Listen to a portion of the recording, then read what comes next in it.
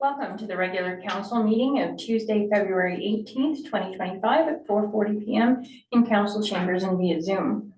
We acknowledge that the town of Kirkland Lake is located on the traditional territory of Algonquin peoples, including Beaver House First Nation and unceded territory of other Indigenous peoples.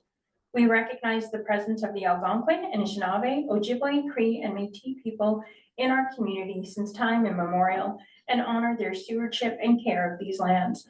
We hereby affirm our continued commitment and responsibility to reconciliation. Item number 1, call to order and a moment of silence.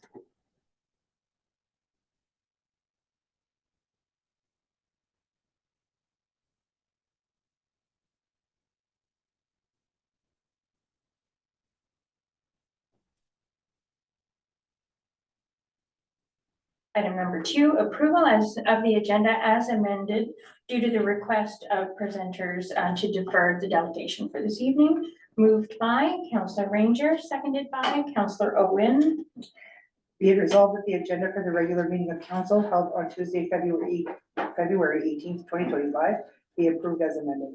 All in favor? Opposed? None noted. Item carried unanimous. Item number 3, declaration of pecuniary interest. None noted. Item number 4, petitions and delegations as noted. This will be deferred until a later date. Item number 5, acceptance and minutes of recommendations. 5.1, council minutes, moved by Councillor Shaba, seconded by Councillor Owens. Be it resolved that council approve the minutes of the following meeting, minutes of the regular meeting of council held February 4th, 2025. All in favor? Opposed? None noted. Item carried unanimous. Item 5.2, local and regional board minutes, moved by Councillor Ranger, seconded by Councillor Owen. Be it resolved that council receive the minutes of the following meetings, minutes of the Northeastern Public Health Board of Health held January 1st, 2025, and minutes of the Temiskaming Health Unit Board of Health held December 4th, 2024. All in favor? Opposed? None noted. Item carried unanimous. Item number 6, reports of municipal officers and communications. Item 6.1, 2024 corporate business plan progress report, moved by Councillor Ranger, seconded by Councillor Owen. Be it resolved that report number 2025 CEO 003 entitled 2024 corporate business plan progress report be received for information. Thank you. And this will be presented by Alan Smith, CAO. Thank you, Madam Mayor, 2 members of council. Well, it's been nearly a year since council approved the corporate strategic plan. And in order to ensure that we meet the objectives of this plan, each department developed their own business plan.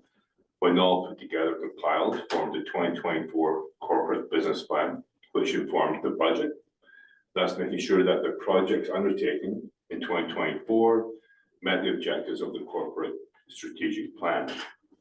An update of the 2024 corporate business plan is presented for council's review. Council will notice that the progress of each initiative is reflected using the appropriate color code. Gray, about get started, orange in progress or on track, purple in progress with a pending action, red in progress with a block or ended, and green, which is finished. I also want to acknowledge the strategic initiatives and workplace coordinator for putting all this together. And if council, however, have any questions on a particular initiative or project, the corresponding director from that department will come forward to answer the inquiry. I welcome any questions. Councillor Shaba? Yeah, to Madam Chair, can we, I'd like to defer my question to another meeting, because this is the first time we have got a chance to look at this. So the CEO will be amenable to that? So do you mean you would like to defer accepting this?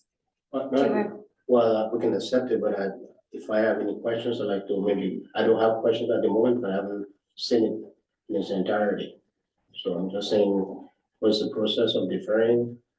Any questions? Or do we have to accept it and defer, or maybe bring it forward, or for us to look at? It doesn't matter to me, just that I don't have questions for you because I haven't looked at it.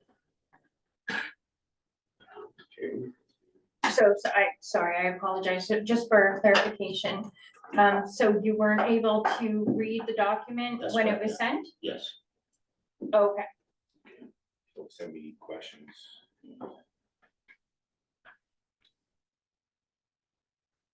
so if you specifically have further questions, you want to send it in as like a questions from council? I could do that. I don't see a problem with that. Counselor Owen? Yeah, through you, your worship, anytime I've had a question, I've gone direct to the CAO and his door's always been open and he's always, if he couldn't provide me an answer right there on the spot, he always got back to me in very quick time, after speaking with the appropriate directors. So I don't think we have to change anything. We can just keep going the way we are. Thank you.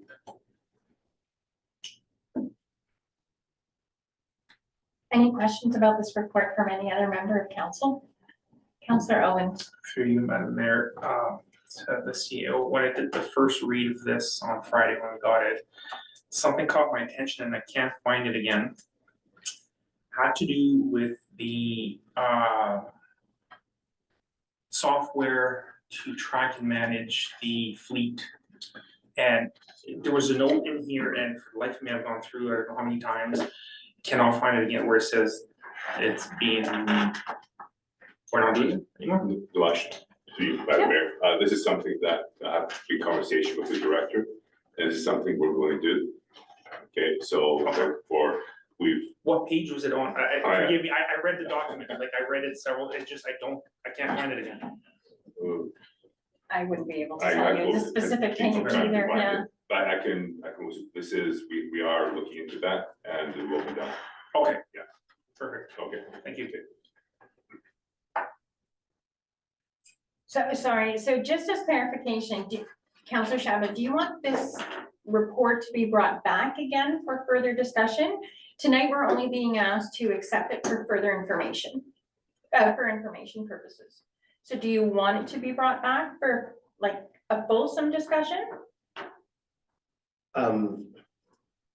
Before I answer that question, Your Worship, I just want to make a note that the reason why we are all here is to have a robust discussion in public so that the public people can hear what we talked about and hear all the questions that we ask.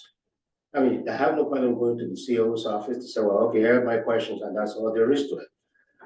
But my thing is that if I don't have a good reading or comprehension of what's presented, I cannot answer any question. I can't ask the question. If you want me to go ask the question later on at CEO's office, I will do that. But again, that defeats the purpose of the public that are here to listen to us, you know, keeping things moving along. So if people think that they've read it based on some of the technical difficulty that we had, I didn't really waste my time to go elsewhere. People are very comfortable that they've read it and they don't have any questions or they have questions to come before we move on. Fine, I will go to the CEO and ask my questions once I get around to read it. So I'm not going to delay this item just because I haven't had the opportunity to read the document. Okay, thank you. That's reasonable, I believe. Thank you for that clarification that you weren't able to read the report. Thank you for that. Counselor Owen? Yes, through you, your worship, I did read the report. It's a very thorough report. My only issue is a personal one, has to do with color blindness, but that's, there's nothing we can do about that. It's just sometimes difficult for me to tell the different colors, but having said that, I want to thank staff for putting together such a thorough and up-to-date report that all of council had time to read, and we still have it. You know, I mean, there's a lot of information there to pick it all up on one reading. For me, is impossible. I'll have to go back and look through specific things again, but we got our agendas on Friday. We had time to read it, and I just want to thank the staff for doing such a good job. Thank you.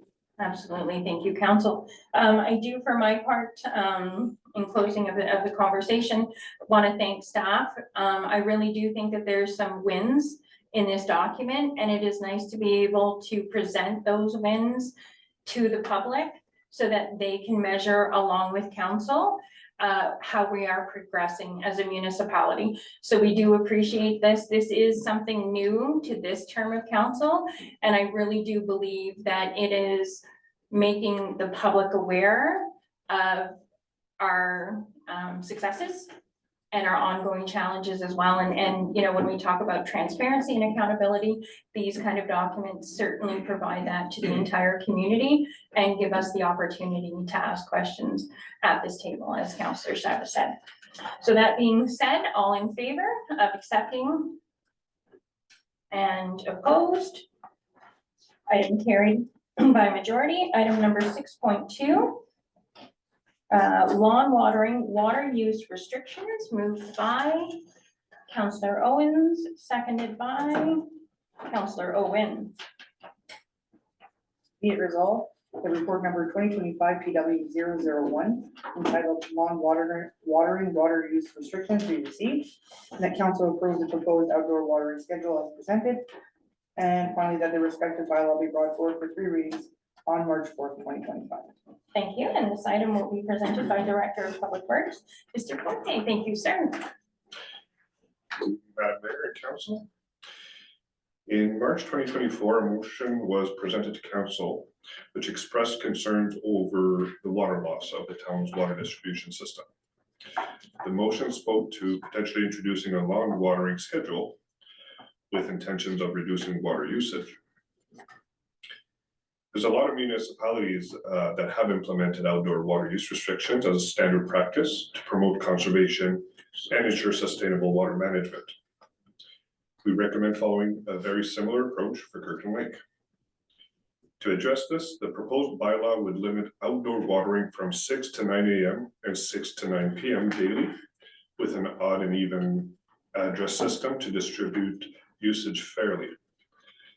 Exceptions include new sod, non-municipal water sources, newly planted trees and gardens, and metered properties as detailed in the report.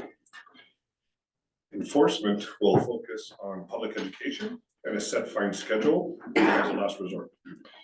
The suggested fine structure would entail $150 fine for first offense, $300 for a second offense, and $500 for subsequent offenses, subject to senior regional justice approval prior to enforcement. Without the bylaw, voluntary conservation may be ineffective, leading to continued inefficiencies and water loss. Recommendation to council is to approve the proposed schedule and pass the bylaw on March 4th, 2025. Alternately, council may consider hosting a public meeting to gather residents' input before adoption. Thank you. Thank you. Just before I open the table, one question that I have is whose responsibility will it be for enforcement of the bylaw? Enforcement would be done through the bylaw enforcement department, through our bylaw officer, with eyes and ears open from the public works department to help out as a very loaded position. Yes, thank you for that. I appreciate the acknowledgement that this puts yet another burden on an already stretched department. So thank you for that. Opening the table, questions or comments, Councillor Owens. Through you, Madam Mayor, I'm glad this is coming back to me. Sorry. All good. Yeah, so I'm glad this is coming back to us. I think this is residents might not like the change. It might be a little harsh at first when some people that have been used to watering their lawns at 2 o'clock in the afternoon get told that you can't do it anymore. They might not like that, but I think it's a good step in the right direction to try and curb our water consumption. One question I do have is the notification. If someone lays down sod or seed or something, how do residents give notice to physical services, can we fill out that ticket online like a complaint, or do we have to physically call? To Madam Mayor, to Councillor Keith. The best approach would be to contact the Public Works Department directly, whether by email, telephone. Just the direct line will suffice, absolutely. Councillor Ranger? Thank you. Through you, Madam Mayor, this is more of a statement, not a question for the Public Works Department. I have had some feedback from some people who love their lawn more than they may love family members. And I think that, yeah, it's true. Rick's laughing. But as counselors, we have to look at what is in the best interest of the community as a whole. And for us, I feel like we're just catching up with what is the standard expectation now for most organized communities. There are other options for those that want to water their lawn at peak sun hours. They can get their own rain barrels and utilize other resources. But for those who are gonna look at their water bills and tax bills and other things that need to be prioritized, change isn't always comfortable for people, but we need to move forward, and I'm glad to see this. This puts it on the books. This gives it some cash incentive to, or financial incentive to meet the expectation, and I'm glad we're moving forward with it. Thanks. Councillor Owen? Yeah, through you, your worship, I'm too glad to see this. I think it's long overdue. The only suggestion I have is I'm not sure that we need the odd even. I would suggest that we just go in with our hour restrictions. If we don't see a significant or whatever cutback we're looking for, then we could come back in with the odd even. But I think the odd even is just further complicating a situation. And that's just my opinion, because I never know what day of the week it is, so, you know, the odd even would really get me. Councillor Owens? Through you, Madam Mayor, just a follow-up to a comment Councillor Ranger said. I am one of those, the Hank Hill inside of me is hating this bylaw. Like, I love my lawn. I spend a lot of time manicuring my lawn. It's gotta be cut a certain way, watered a certain way. I take great pride in it, but the greater good of the community is more important than the greenness of my lawn. So, yeah, people may have to get used to it, whether they like it or not. Anything further from members of council? Councillor Dykens? Through Madam Mayor to the director, yeah, I really appreciate this bylaw. I hope it's a good start towards water conservation, and also I like the educational elements of it as well. I'm just wondering, it says there was financial, like, is there a number attached to the campaign to, I know some of it's just on our website, but is there a cost to that, just for clarity? Through Madam Mayor. Yes, there would be a minimal cost for advertising, which would be borne by the Public Works Department's budget. Okay, Yes. thank you. Anything further from members of council? Yeah. Councillor Shabbat? Yeah, through you, Madam Chair, I just want to know, if this is instituted, how do we know that it's actually working? We know, according to some of the past presentations, that we were told that we're losing 50% of our water to the ground. That's from your department, we're told that. So to going forward, if we're losing 50%, so we've got 50% left. So what is that 50%? And we put this conservation into place, which I'm in favor of. So how do we really know if it's making a difference or not? So maybe you say, well, this year we only pump out 40 liters per second, take 50% away from that. Maybe after we institute this next year, we got only 30.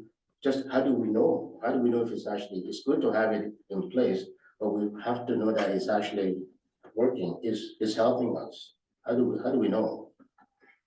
Madam Mayor, it's gonna be it's gonna be difficult to quantify the water conservation in this case because we don't have water meters in all single family homes. And that'll make it difficult on that standpoint. This is more of a environmentally friendly solution to a complex problem. This is a good step forward towards water conservation. It's something that's been adopted by many municipalities because it's considered a low cost option to start with for water conservation. As you'll see in my other report, you'll get more information on water loss and potential alternate avenues. Councillor Dykens? To you, Madam Mayor, I'm just wondering where we're at with, I don't know if it's a suggestion or, I'm gonna see if it's Owen, yeah, Councillor Owen, when you mentioned if we could change it to just not every other day, so I just wonder where we're at with that. Yeah, so if any member of council wants to bring an amendment at any time, they're more than welcome to.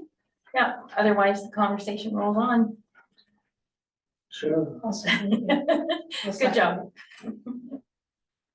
Okay. Do you want to speak?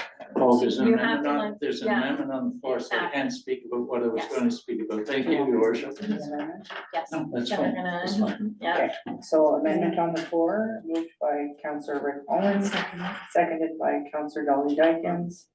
That the proposed schedule as presented be amended to remove odd and even notations of Yeah, it would be the odd and even address system to non, distribute. okay, Yeah. address system. Okay. That is the motion on the floor. okay, so Councillor Owen as mover, do you want to speak to this amendment? Yeah, I just, sorry, through you, your worship. Yep, that's I great. just don't think we need to overcomplicate things. We're making a step here, which is the least expensive way that I'm aware of that we can conserve water. It's a step in the right direction. It's something the town can afford. I don't think, you know, the residents aren't gonna be happy to start with. And then you're gonna go to them and say, well, you're an odd number. You can't water today. You know, I think if we simplify it, we'll get more public acceptance and maybe not quite as much savings, but I think it'll work. Councillor Dykens, do you have anything to add to the amendment? Yeah, I think, sorry, through you, Madam Chair, as the director said, I think it's a good first step. And I think it's like a signal, and the educational part will support it, that we just need to be aware of, our water usage. So, yeah, I'm for not making it more complicated. Thank you. Fellow members of council, do you have any items to speak to about the amendment? Okay, so are we comfortable voting on the amendment at this time? Perfect, all in favor of the amendment? Opposed? So carried by majority of council as amended. Now back to the whole. Councillor Owen, you have something to speak about the whole. Your worship, I snuck it into my last talk, so I no longer need the time. Okay, so that being said, anything further from members of council on the entire motion? Having noted, all in favor? Opposed? Item carried unanimous.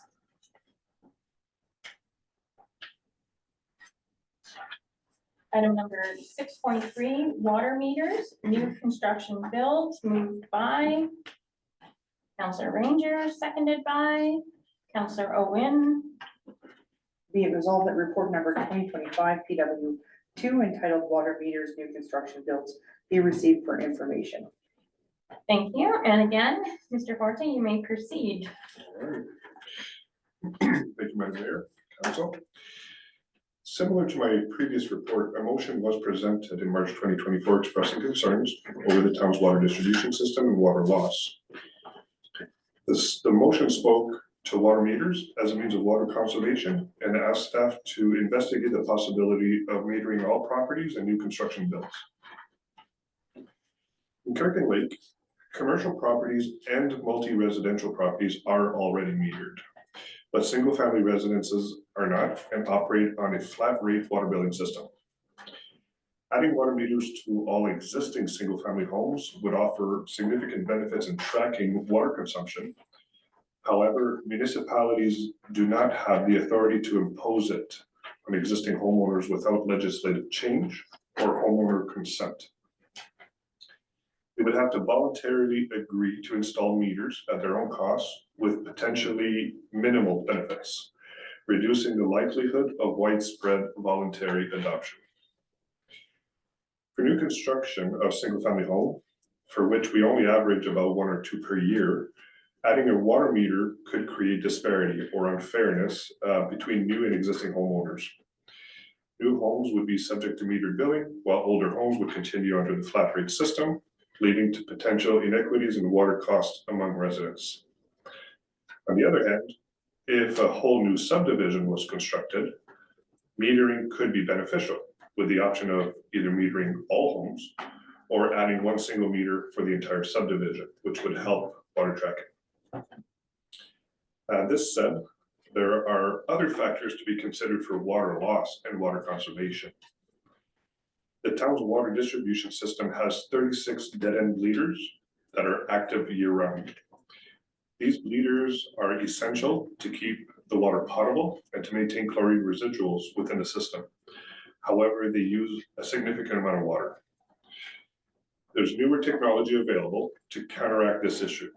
Public Works will be presenting a 2025 capital item for the purchase of 1 automatic flusher.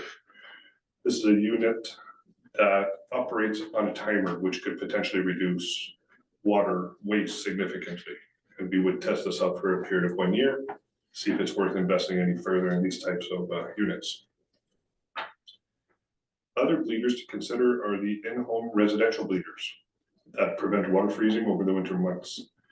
Years ago, the town utilized aquaflow units, which recirculates water between the homes and the water main line, preventing freezing without any water waste. However, past concerns over potential tampering with these units led to their widespread removal, and there's only approximately 30 units still installed throughout our town.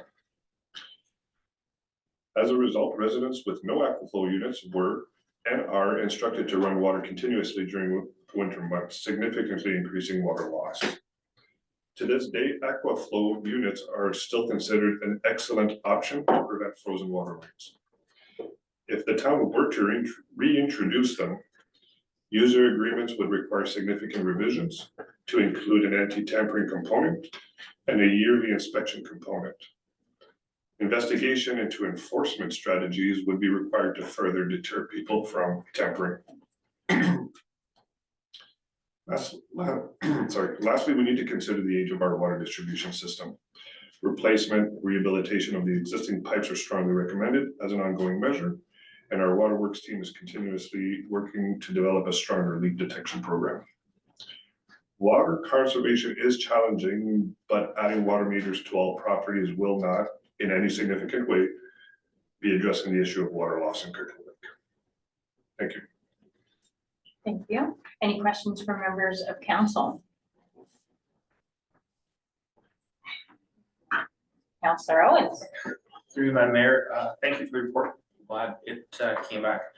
The one item of this report, I think it might be worth exploring a bit more is the reintroduction of aquaflow units in Kirkland Lake. My previous house, we had one, it worked well.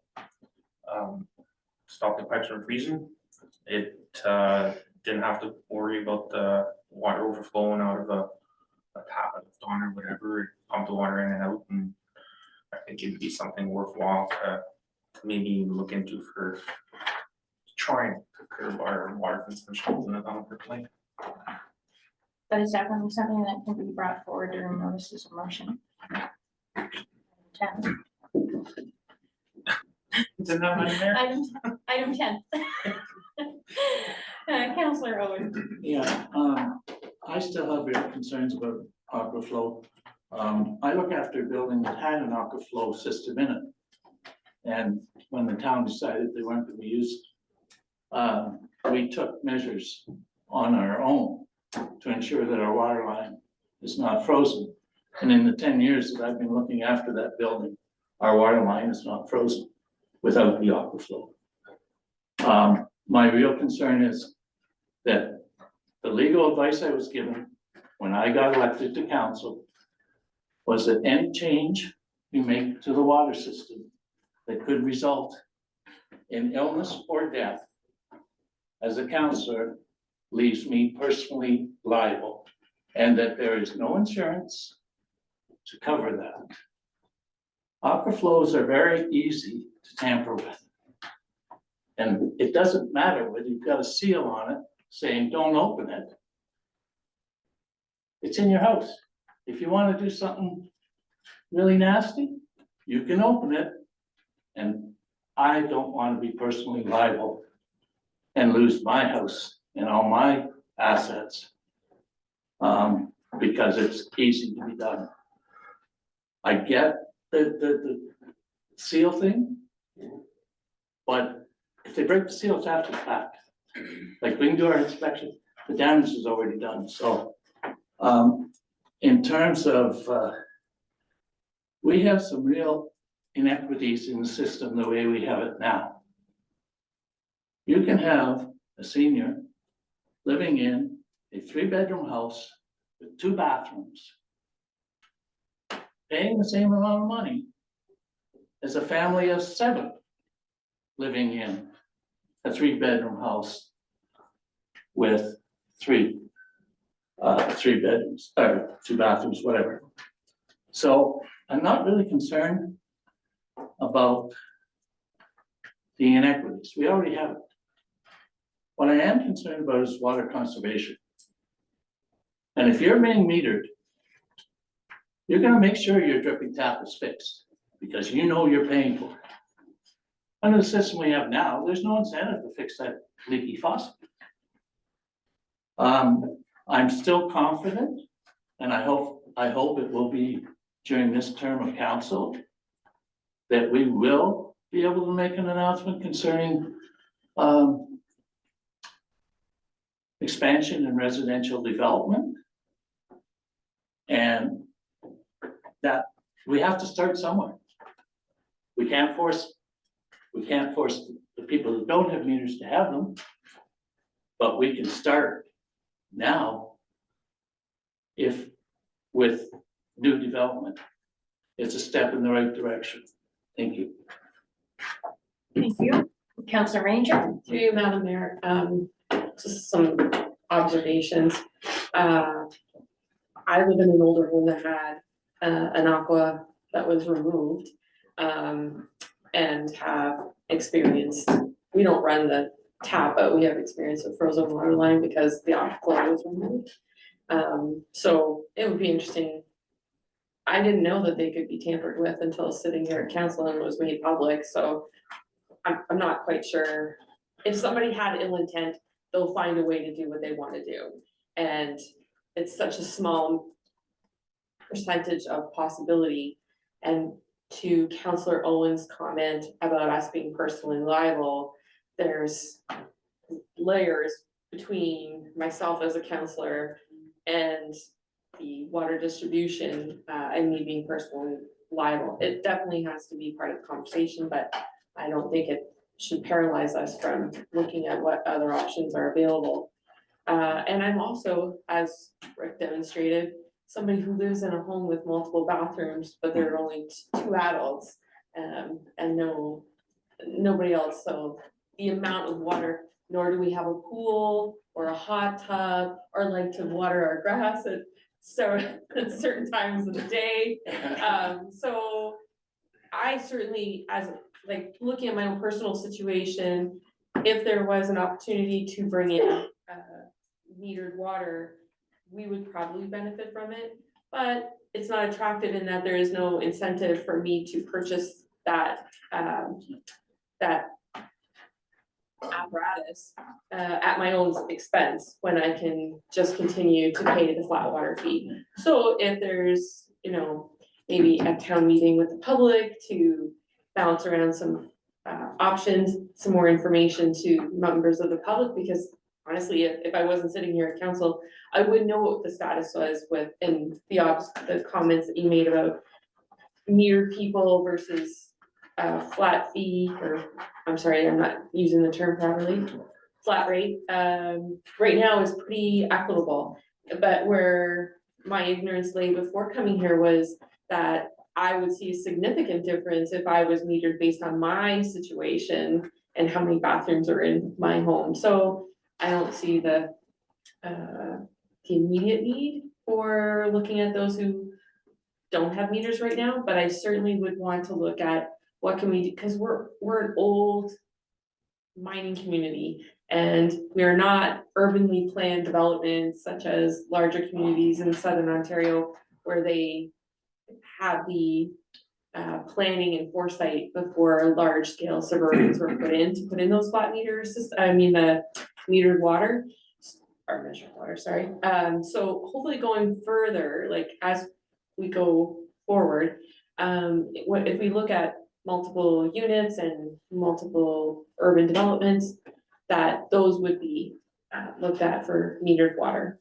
So those are my comments on the situation. Thank you. Thanks. Just to interject that, again, a reminder that this particular item is for information only. If any member of council wants to pose anything as discussed in this, item number 10 is coming up on the agenda. Councillor Shabba. Thank you to you, Madam Chair. Well, when I used to live at this end of Chapuis, actually, I lived beside, I recall Mr. Beeson was here a few months ago. I had one aquaflow in that building, and to the best of my knowledge, I never heard of anybody tamper with anything. But most of us in Chapuis, that part of Chapuis, we had, we had one. I'm not too sure why the town took them all out, but maybe is that because people tamper with it? Is that we couldn't afford it? I don't know. So I'm really gonna be in favor of that if that will conserve water. Throughout the year that I live in that place, with the aquaflow, we didn't have any problem with our pipe freezing. So, and to address the issue of multi-use, single use, well, we all do things in this society for the public good. Plain as simple as that. I mean, I live with my wife, and with only two of us. I mean, 2 bathrooms, but then other could live with a family of 7 or 8. That's fine with me, because I mean, I don't have kids in primary school. I have to pay taxes to support it. It's all for public good. So we all have to think about it. It's all for public good, even though I might not be a beneficiary directly, but someone else will benefit, and that will make me happy. Thank you. Thank you. Anything further from members of council? Okay, all in favor? Opposed? No, You're abstaining. well, I'm opposed, I guess.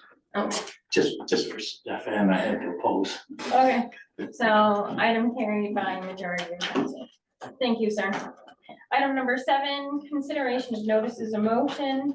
Item number 7.1, moved by Councillor Rick Owens, seconded by Councillor Casey Owens. Madam Clerk. Certainly, this is for the city improvement center. Yes. Whereas Yes. the rock cuts at the southeast and southwest corners of the intersection of Second Street and Allen Avenue create significant blind spots for motorists and pedestrians. And whereas elementary school children using this intersection are unable to see approaching vehicles, and drivers cannot see pedestrians until the last moment, posing a serious safety risk. And whereas winter snowbanks further reduce visibility at this intersection, making conditions even more hazardous. And whereas there is a great concern of potential vehicle collision at this intersection. And whereas traffic on Allen Avenue has increased significantly due to the construction of Kirkland Lake District Composite School and increased activities at the Joe Mabernack Community Complex. Now therefore be it resolved that quotations be obtained from engineering consultancy services to investigate potential safety improvements for this intersection, including the installation of 4-way stop signs. And finally, that administration report back to council with a review of the quotations and recommendations on next steps. Thank you, Councillor Rick Owens. Yes, through you, your worship. Already this winter, there has been at least one accident at that intersection, a two-vehicle accident. There was at least one accident at that intersection last winter as well. I know this because every time there's an accident at that intersection and the person who happens to be my daughter, who lives on that corner, phones me and asks me when the town is going to do something about making that intersection safer. Her 8-year-old child, who should be walking to Central School, is not allowed to cross the road there because the cars can't see him and he can't see the cars until they're right on top of him. This is not a new issue. It's one that's been ongoing for many years. I've lived in that neighborhood for 40 years and but for whatever reason, councils of the day didn't like four-way stops historically. I'm not sure why that was. In the accident this year, one of the drivers was very familiar with that intersection because he works at the high school. So it's not a case of people not being familiar and there being accidents, it's people that are familiar. I think we have an obligation as council to look at these situations and where possible to take measures to make them safer or as safe as possible. Yes, we are a mining town, so we have a lot more unusual intersections and a lot more blind spots than a planned community. But I believe we should take action to make the town safer. Thank you for that. Seconded by Councillor Casey Owens. You may proceed. Through you, Madam Mayor, yeah, I think you've said most of what needed to be said on this one. The only thing I would suggest, maybe presenting the motion to our own motion, would be to cross out to get the quotations from an engineer consultancy services and reach out directly to Temiskaming Road Safety Coalition. I have to think of that last word. And it's cheaper, a lot faster, and we can get answers quicker than having to go through an engineering firm and get the quotes and spend money on something we don't have to. So that would be my proposition, is to amend our own. I'll second that. Okay, so there is an amendment, but the CAO wishes to speak on the amendment. I'd like to bring forward the Director of Public Service who can comment on that proposed Amendment. amendment. Okay. Welcome back, sir. Thank you. I would strongly recommend an engineering study for anything having to do with traffic safety. I understand that the Traffic Coalition will have opinions. But again, it needs to be designed. It needs to meet legislative requirements. So if we're looking at an existing intersection and they present it to the engineering firm, I say, okay, there's concern for safety. This needs to be looked at. The intersection needs to be surveyed. We need a topo where we need to have it re-engineered to meet new standards, which I don't believe the Traffic Coalition members will be able to do. I don't think that they're in a position to redesign intersections. They're there to provide comments on legitimacy of certain issues, but I don't believe that they would be in a position to tell us what to do at this intersection or any intersection for that fact. Thank you for that. Councillor Owen? Having sat on the Temiskaming Road Safety Coalition a number of years back, these are people that are quite familiar with all the rules, regulations, and laws. We've certainly used them in the past. We used them with St. Jerome School when we went with a four-way stop there. We've used them on other occasions for advice. They are local. They understand the community. They're free. And I think we should go to them first if they make a recommendation that it should be a four-way stop, then we go to see how we do it legally. Not go see what has to be done legally and then go to the Road Safety Coalition and ask them what they think. I think we put the horse before the cart before the horse here. Council Ranger. Through you, Madam Mayor, I have a question for those that brought the motion forward. I'm a little confused because there seems to be several requests you're making within the motion. The request for a four-way stop and the quote for an engineering firm to look at.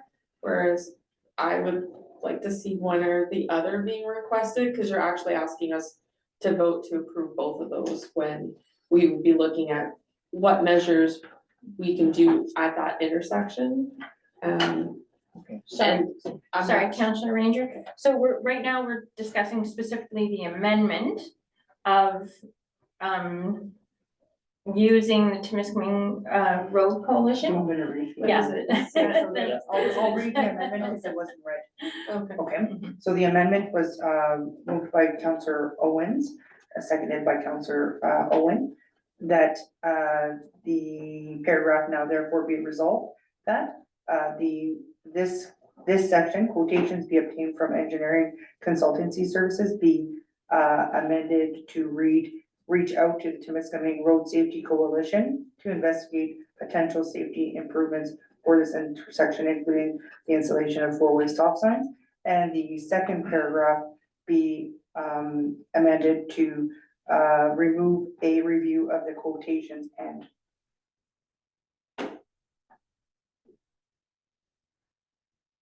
That's the amendment on the floor, because you would be getting quotes from the Timiskaming Road Safety Oh, Coalition. yes, okay, so, yes, okay. So do you have comments about the amendment? Okay, proceed. Through you, Madam Mayor, it's very specific when it says including the installation of four-way stop signs. Would we not want it to just be? So the amendment was the removal of But and keeping, adding, yeah, yes. instead of it saying engineering consulting services, it would be the safety coalition or, yeah, coalition. But does it have to say specifically? so that would be an amendment of the amendment Okay. to remove or change the secondary part of including the installation of four-way stop signs. But if I may, Right? okay, if I may, the way I read it is to do this thing, including this option, to look at all the options, including this option, not separate from, but together. That's the way I read it. So I think Well, you're I would just like slightly, to see what options they bring without us being so specific as saying four-way stop. okay, I understand. Okay, thank you for that clarification. Yeah, that's So- all. Do you want to bring the amendment of the amendment to remove that? Yes, or Okay. can I, Madam Clerk, My recommendation would be for council to deal with the The first first one? amendment and then have the discussion about the second amendment after the first Okay. amendment. perfect.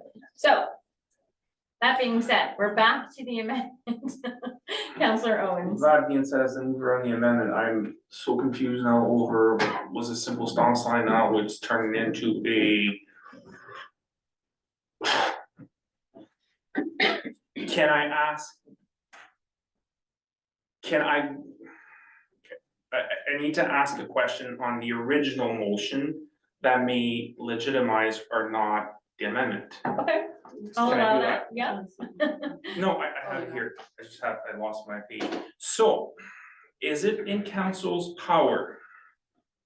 Just say, we can put a stop sign on the street, without having to go through an engineering firm and just having a public meeting like we did for St. Jerome? Because I don't remember, is that a fair question to ask? Can we just say, okay, we're not, we've been brought up, there's a safety concern here. Let's just, because I've seen Timmins has done something similar for on a temporary basis, but let's try it, put a stop sign. Can council do that? Director, Mayor, I think that might be a good option. I don't think In my opinion, I think council has the right to choose where they want their stop signs. Adding an extra safety feature such as stop signs would not require an engineering study. But if we're looking for other options other than simply putting up stop signs, line of sight, like was mentioned, cannot see pedestrians moving forward, this needs to be studied by an engineering firm. But if the request is, can we put stop signs there? If that's the will of council, we can turn it into a four-way intersection. I didn't get to you. Okay. So as a point of clarification, it was my understanding that there is MTO standards of where a stop sign can be placed versus like a yield sign. It was my understanding as per MTO like requirements on their website that like a stop sign can only be placed at intersections where the line of sight, there is no line of sight, where if there is a good line of sight, you would put a yield. Is that, am I understanding wrong that there is actual MTO requirements for the placement of a stop sign or a yield sign? Well, there's definitely merit to thinking that there's an MTO standard, but just like we did at St. Jerome, for example, adding extra stop signs doesn't create any safety issues unless. How do I explain this one? I don't think that to be the case, that it would require an MTO guideline, that this is within our municipal scope, where stop signs, yield signs, it becomes a choice of the municipality. I prefer seeing stop signs over yield signs, but again, it's a personal choice. Okay, I do appreciate that because I, just by reading their regulations from the MTO, I understood that like there was like a hard and fast rule of where stop sign went versus whatever. Okay, so thank you for the clarification, Councillor Owens. So through you, Madam Mayor, I think it may be warranted just to pull the amendment out and Change the amendment? change the amendment, yeah, pull one out. I'll defer, I'll let, the move, Okay. okay, so I'm pulling my motion out. Okay. Let's You're- pull my motion out, my motion is dead on the floor, Okay, and defer to Councillor Owen as the mover on this one. I need this meeting. To you, Your Worship, I didn't realize I had opened such a can of worms, but then I shouldn't be surprised because I am Councillor Owen. So, having said that, I am willing to withdraw this motion as it's written for today's meeting, and I will come back to next meeting with a new motion concerning safety issues for both pedestrians and vehicles at the corner of Allen and Second, and hopefully it will be clear. Having said that, I just wanna, no, that's fine, wonderful. So you're withdrawing this, I'm gonna withdraw, okay, defer, no, so you're withdrawing this motion altogether yes. and going to and I present will- an entire new idea around this? Or I'm, you're using this same wording next time? the resolution will be very different, Okay, so that would be a so that withdrawal, would change not? the motion, right? Excuse me, through you, Madam Mayor, to Councillor Owen. Is the content of the motion still safety improvements at the intersection of Second Street and Allen Avenue? Yes. Then it would be a deferral. Okay, Oh, There it's a we go. deferral, and then I But the come back wording with is an gonna amendment change. for the next meeting? That's fine, as long as council doesn't vote on this tonight. And it defers, and the wording changes. and the wording between changes, it'll be now and then. represented with the second or the next meeting. Okay, As in, sorry, to you, Yes. as an amendment to this, No, it's No. not an amendment. oh, it's not an It'll amendment? be presented in a different way, Okay, through you, Madam Mayor. yeah, It'll be absolutely. presented in a different way, but with the same, your motion is changing, yeah, but your topic isn't. okay, and before next meeting, I will meet with the CAO to discuss how we can clear up the confusion. Okay, perfect. This item Thank is you. deferred. Thank you. Oh, we can send it Stefan. all around. Middles. Yeah. Yeah, you might as well stay, Stephanie.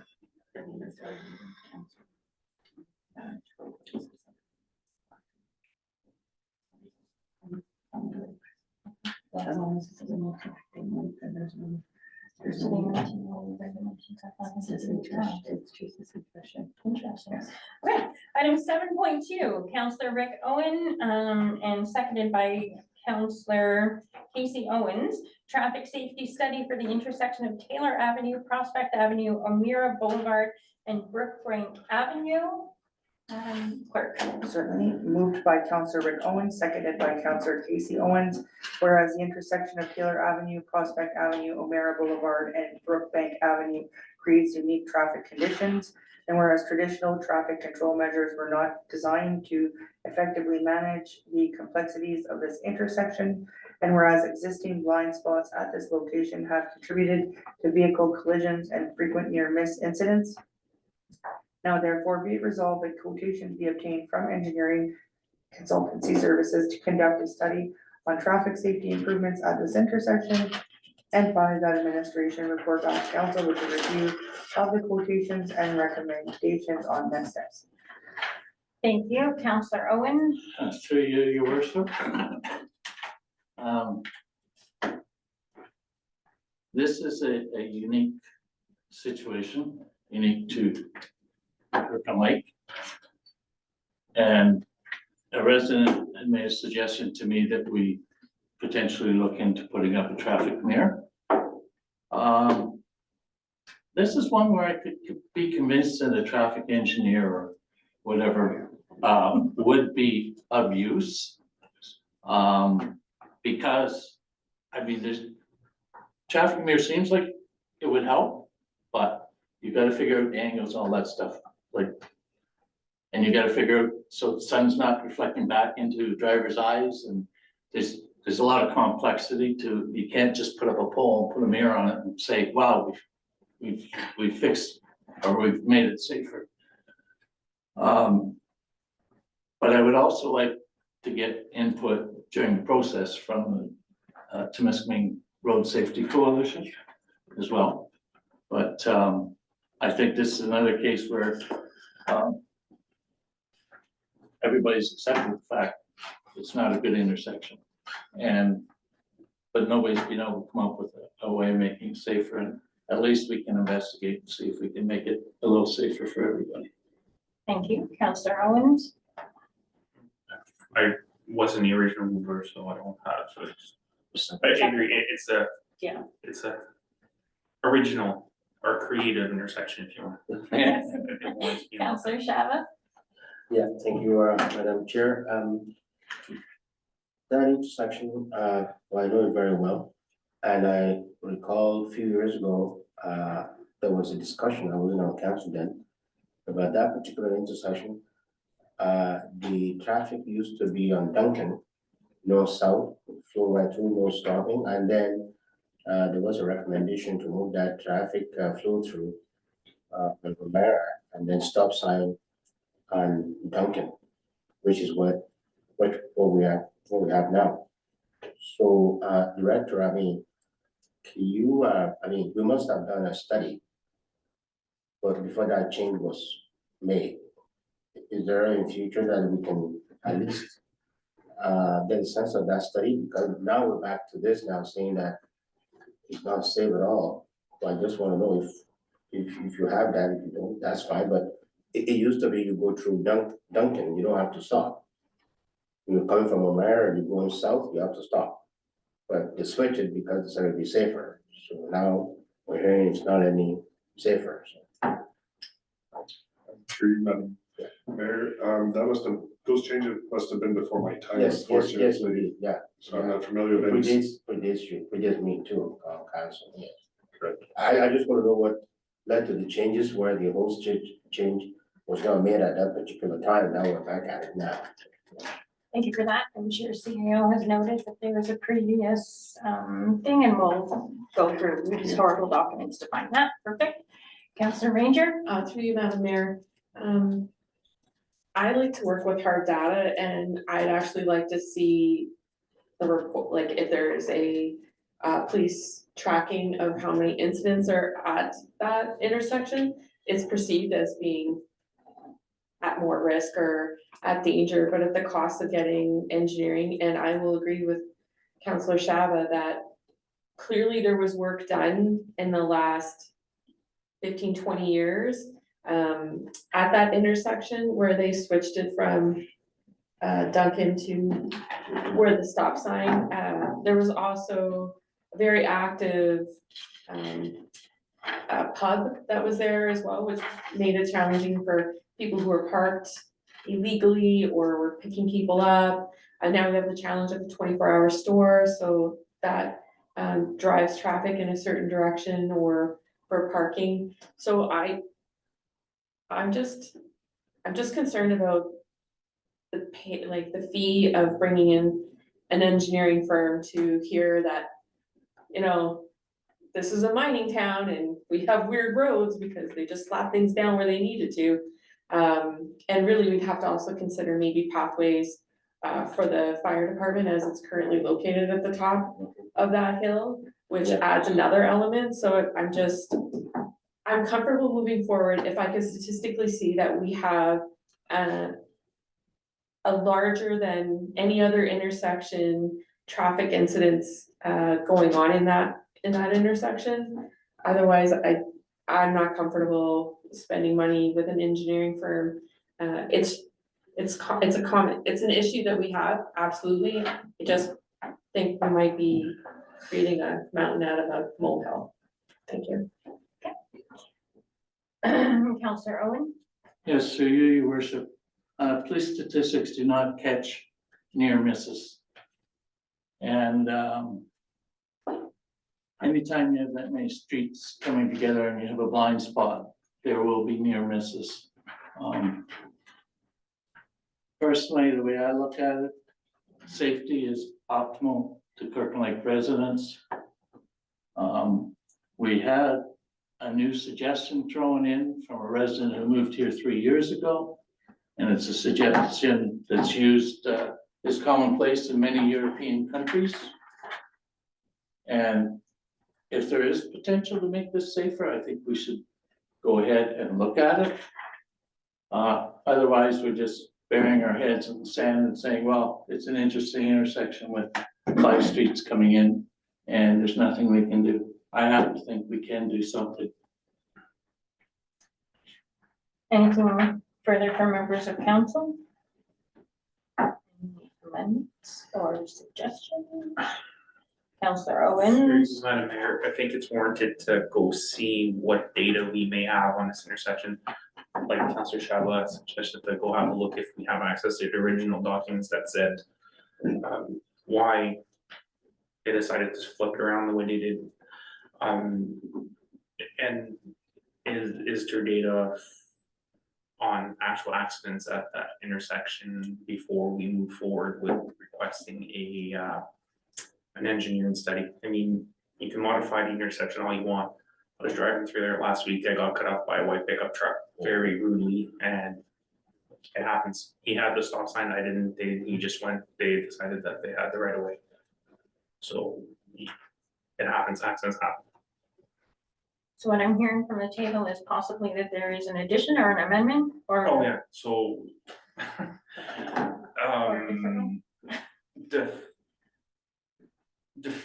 Can we? Yep, Hold it. What that is a defer? valid question. Madam, through you, Madam Mayor, how do we proceed to the clerk? What's the best way? You're the expert. How do you want us to? So what I am hearing from the table is we want this item deferred until previous information can be found or presented. Thank you, Madam Clerk. So how would we go about this? Oh, before this question? Yes, Councillor Dykens. Thank you, Madam Mayor. I just wanted to pick up something that Councillor Ranger, is there police statistics as well? Like we have other in-house Yep. information, but police statistics as well. Thank you for that. Madam Clerk. Through you, Madam Mayor, to the whole council. It's no problem to defer the motion. Probably the easiest way to get the information back to council before it considers its motion at a future date would be to pose a question from council to staff to get back the information that it requires before it can make a decision on the motion, rather than create another staff report for the staff. No, through you, Madam Mayor, I think that's what I've done. So noted that questions from council to staff, that information will be presented. Then the mover needs to determine whether or not it's. Okay. Councilor Owen. Would you like to defer this motion until which time all those added information can be added to the discussion? Through you, your worship, since you asked me so nicely, I will agree to that, and that's 2 for 2. Thank you. So that is deferred with notes. Thank you, everyone. Moving on. Item 7.3, moved by Councillor Lad Shava, seconded by Councillor Dolly Dykens. In-house traffic light feasibility study, traffic count at intersection of Government Road East and Allen Avenue. Madam Clerk.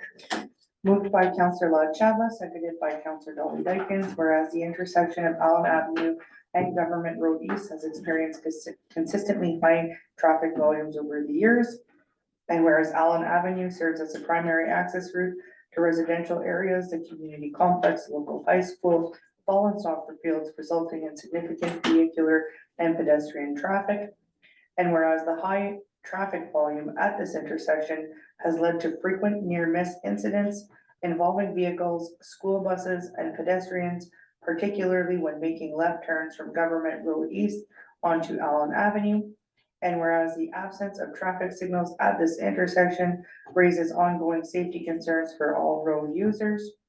Now therefore be it resolved, the council directs administration to obtain quotations from engineering consultancy services to conduct a feasibility study to assess traffic volumes at this intersection and determine whether traffic signals are warranted. And finally, that administration bring forward an information report by the end of Q4 2025 with the inclusion of quotations for engineering consultancy services, including next steps in determining whether council wishes to undertake the study and whether traffic signals are warranted. Thank you. Councillor Shava, you may Yeah. proceed. Yeah, thank you, Madam Chair. It's not every day that Councilor Owen and myself are on the same page, let alone the same topic. So I'm glad that we're talking about safety today. Safety for our community.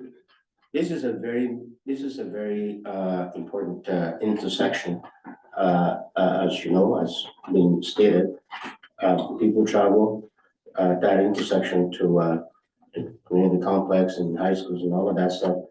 And believe me, if you're northbound on Allen and you try to make a left turn on Government Road, a lot of people have told me that a lot of anxiety, people want to avoid that intersection completely and go somewhere else. And then there's a backup of traffic too. I mean, if you have throw school buses into the mix and all of that, well, there you go. It is for me, not a safe place. So we're just looking at a way to maybe justify the installation of traffic signals. So we're asking for the director to maybe come back on the traffic count of that area. I mean, I don't know, some communities, they have the threshold, I mean, for I one.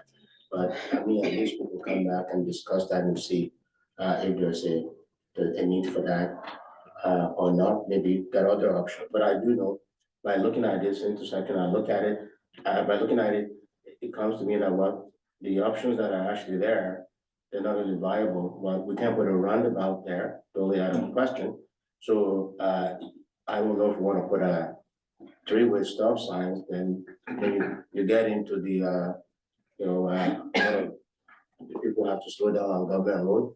And if you have two vehicles at the same time stopping for the a stop sign, then it becomes a rock, paper, scissors. So it is one of those things that we have to seriously look at, because I mean the town is going to grow, and if it's going to grow, that intersection will be really will have more traffic volume than what we're getting now. Thank you. Councillor Dykens. Thank you, Madam Mayor. I guess the order of the night is a safe community. This particular intersection is of note as well. The other thing I really want to add to, Anico Eagle just announced a number of how many new employees they would be hiring, and mostly for Adobe. They said 515, so the traffic is going to increase on Government Road, going both ways, but also increase traffic to the ball fields, soccer fields, the high school, the complex. That hill is the main issue. It doesn't provide good sight for people, people turning left onto Government Road. So we just would like to see if there's a way we could make that corner safer, and especially with the anticipated increase in traffic. Thank you for that. Council Ranger? I have a few concerns, thank you, through you, Madam Mayor. I have a couple of concerns about this motion. I'm not sure if the consideration has been that this is actually Highway 65 coming into town, 6, sorry. And I live in this section of the community, and I would gladly like to see traffic slower, but you have to consider that there is a massive amount of transport and dump trucks coming through, and for them to be able to stop at coming down a hill, descending on a hill, having to stop at that intersection, you're asking, in my opinion, which is not an engineer, you're asking for more trouble. Repeatedly, or my concern has been the lack of people actually coming to a full stop on Allen before they take a left or a right-hand turn, putting people going east on Government Road at risk of a collision. So this is almost where an engineering report would be interesting to see because of the hill and the highway, MTO involvement, that sort of thing, and not simply being allowed to put traffic lights at this particular intersection. So those are my thoughts on the motion that as it's set out today. Thank you. Councillor Owen? Through you, your worship. This is an intersection I'm very familiar with because it's an intersection that's between my house and Tim Hortons. There are a few issues with this intersection. One is a utility pole that is located right close to the corner and it blocks the sight line when you're pulling out. So you have to pull out past that pole into the intersection almost to be able to see. So that's one issue with that corner. Another issue is, of course, the hill. It is impossible to see the cars coming over that hill, especially if you're in a smaller vehicle. Even in my truck, you can't see them until the last minute. It is definitely a scary intersection. What I would suggest, rather than traffic lights, because of the expense of traffic lights, is actually a four-way stop there, even though there's only 3 streets. There is a driveway going into the transformer yard there that Hydro did not used to use, but now they're maintaining it and they have a proper gate there. So you would need a stop sign. So those vehicles coming out would legally have to stop. But it is an extremely dangerous intersection as far as I'm concerned. And it's dangerous if you're a pedestrian and you're crossing at that corner as well, because you can't see the vehicles as they crest that hill. Vehicles are not allowed to use, I believe, and you can correct me, Stefan, if I'm wrong, are not allowed to use their Jake brakes in town. I no, shouldn't. don't think I've seen any signs that says that. Okay. If that's not the case, we could look at a bylaw to prevent that, because those are the brakes that make the noise. If there's signage before you get to the crest of the hill, the vehicle should be slowing down then. Just, so there should be no issue with stopping. Counselor Dykens? Through you, Madam Mayor, to all of council, I think the intent of this motion was to make that corner safer. And I'm not sure that I'm in the position or anyone here has the expertise to say what would be safer. And I think that's why an engineering consultancy service, I think, would be warranted. So that's the intent, whether it's lights or whatever, just to have somebody with the expertise, take everything into consideration and bring us a recommendation. Thank you for that. Anything further from members of council? Okay. Counselor Owen? Yeah, through you, Your Worship. I don't believe we're looking at a redesign of the intersection. So I can't see why we wouldn't rely on input from the Timiskaming Road Safety Coalition. We've used them before. We used them at St. Jerome School. They are local experts.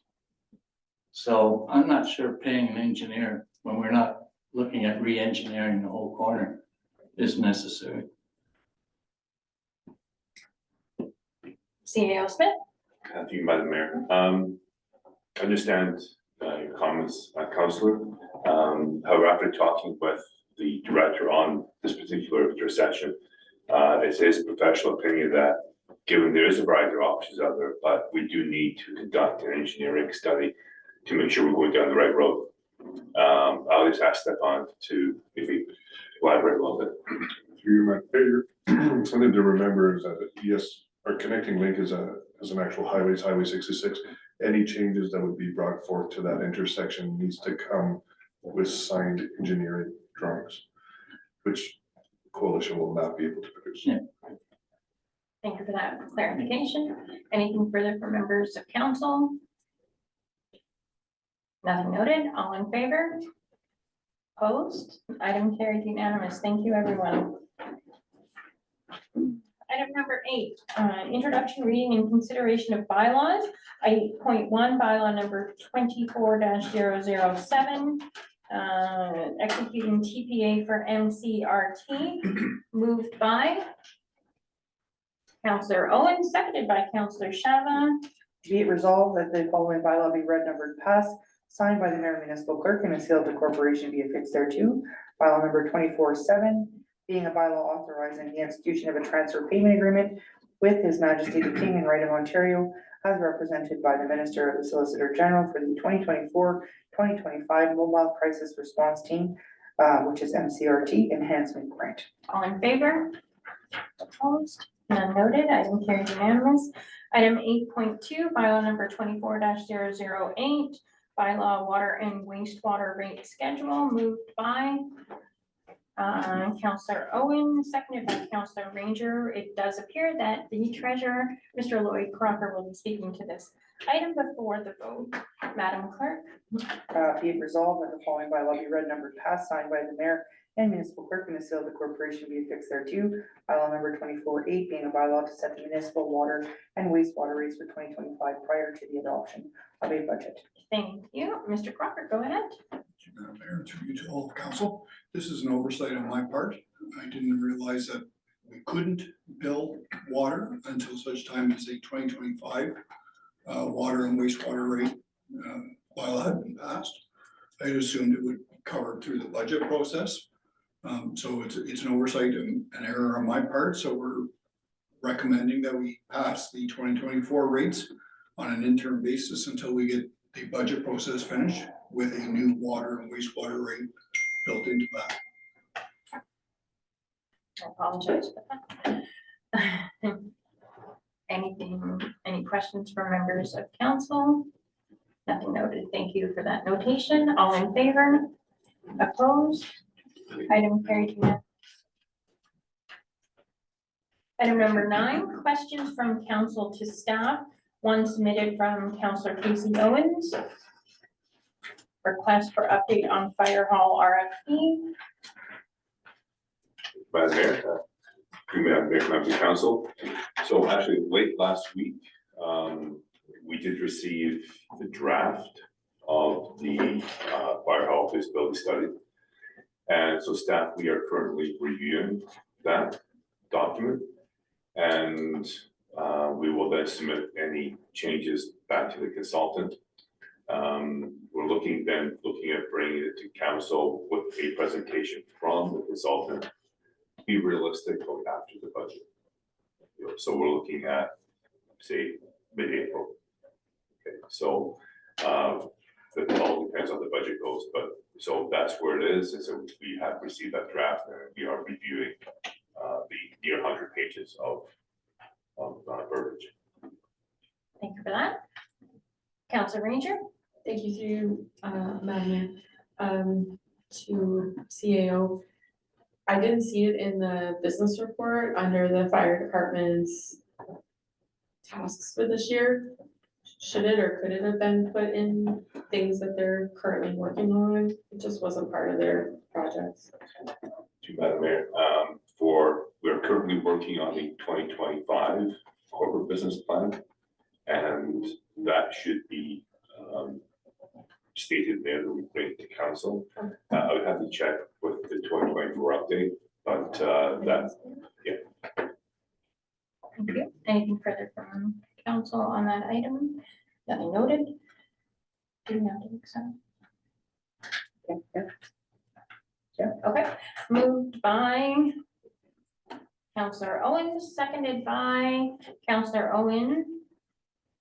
Be it resolved that council received the response for request for updates on fire hall RFP for information. All in favor? Opposed? None noted. Item carries unanimous. Item number 10, notices of motion. Okay, I have a couple. One being the Safer Highways motion that will come at next council meeting. And the second is support of Canadian and Ontario government negotiations with the United States government on trade tariffs will also be coming. Is there any other notices of motion that we previously mentioned at this table earlier this evening? Okay.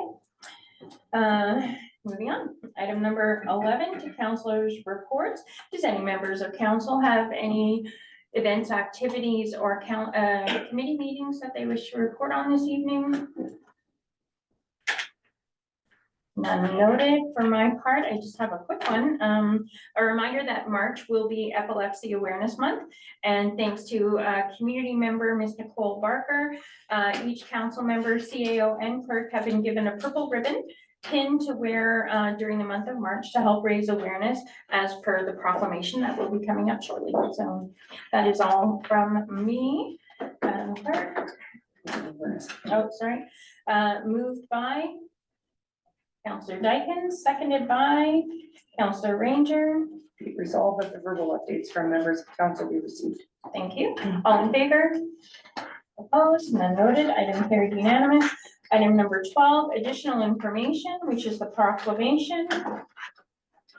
Whereas March is Epilepsy Awareness Month, Purple Day is celebrated on March 26th annually to increase understanding, reduce stigma, and improve the quality of life for people with epilepsy throughout the country and globally. And whereas, according to Epilepsy Canada, 1 in 100 Canadians are affected by epilepsy.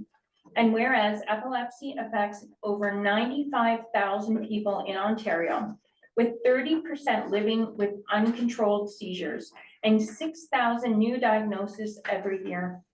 Over 38,000 people in Canada and over 65 million people worldwide are living with epilepsy.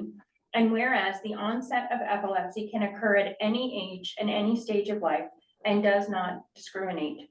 And whereas Purple Day can improve the quality of life of people living with epilepsy, create a society that embraces the beauty of difference, and help us understand how we can all come together to make the world a better place. And whereas it is a symptom of a neurological disorder, a disorder that affects the brain and shows itself in the form of seizures. And whereas Kirkland Lake citizens are encouraged to make an effort this month to learn more about epilepsy, fight the stigma that surrounds epilepsy, and wear purple to show their support. Now, therefore, I, Stacy White, the mayor of the town of Kirkland Lake, do hereby proclaim the month of March as Epilepsy Awareness Month, and here do proclaim March 26, 2025 as Purple Day in the town of Kirkland Lake.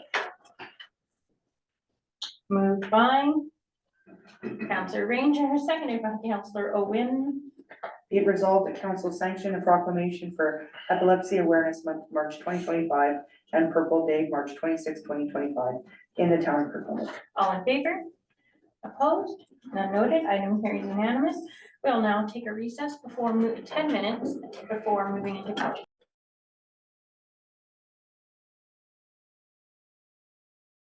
Okay, so we will now move into closed session. Mover, Councillor Dykens, and seconded by Councillor Ranger.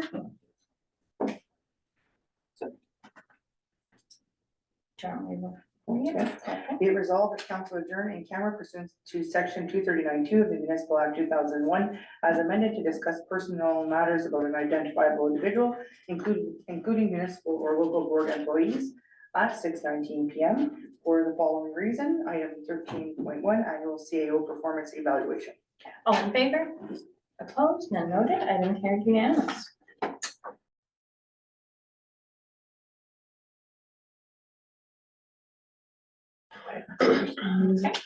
Will now rise from in camera, moved by Councillor Dykens, seconded by Councillor Ranger. Be it resolved that council reconvene in open session at 6:42 PM. All in favor? Opposed? None noted. Item carried unanimous. Item number 14, matters from closed session. There are none this evening. Item number 15, confirmation bylaw, 15.1, bylaw number 25-009, confirming proceedings February 18th, 2025, moved by Councillor Owen, seconded by Councillor Dykens. Be it resolved that the following bylaw be read, numbered, passed, signed by the mayor, municipal clerk, and the seal of the corporation be affixed thereto. Bylaw number 25-009 being a bylaw to confirm the proceedings of council at its meeting held Tuesday, February 18th, 2025. All in favor? Opposed? None noted. Item carried unanimous. Move for adjournment. Councillor Shabba.